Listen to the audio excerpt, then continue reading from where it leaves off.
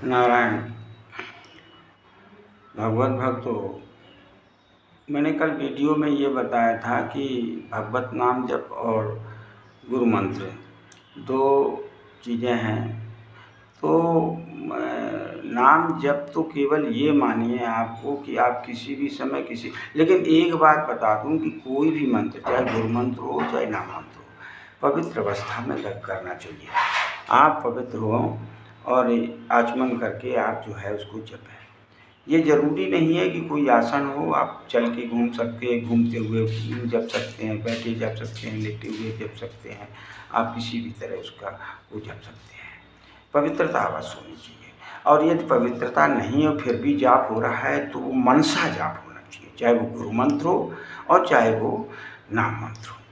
गुरु मंत्र में ये आवश्यक है कि आप एक जगह बैठ कर के आसनों में सबसे अच्छा काला कंबल हो तो बहुत ही अच्छा है, और नहीं तो कुछ आसन हो या कोई ऊनी वस्त्र हो, ऊनी आसन हो, और शेष कभी न लकड़ी पर, न कभी वस्त्र पर, न कभी किसी तृण पर, और न, ये बहुत ध्यान की बातें हैं, न किसी तृण पर, न नंगी भूमि पर कभी भी बैठ कर के जाप नहीं करना चाहिए।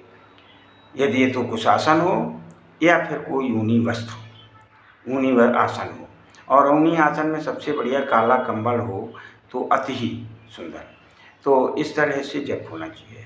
और ये भी जप मौन किया जा सकता है, मनसा जप किया जा सकता है, और मनसा जप करने में भी सबसे ज़्यादा लाभ है।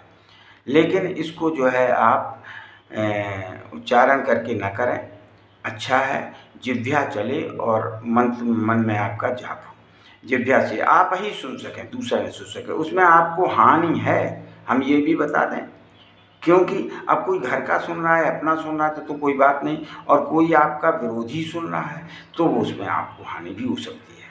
तो आप समझ लीजिए कि वो गुरु मंत्र जो है वो केवल आप जपेंगे, और आपको जपते हुए मानसिक स्थिति आ जाएगी, जब मन में ही जाप होने लगे तो अति सुंदर है। तो ये दोनों में भेद है। कल से मैं तड़फड़ा रहा था 2-3 दिन से कि जो है किस तरह भेद बताऊं, तो इसमें और पवित्र दोनों अवस्था में होना है। सोते जागते मनसा जाप हो सकता है, लेकिन गुरु मंत्र का जाप आप उठते बैठते चलते फिरते नहीं कर सकते हैं।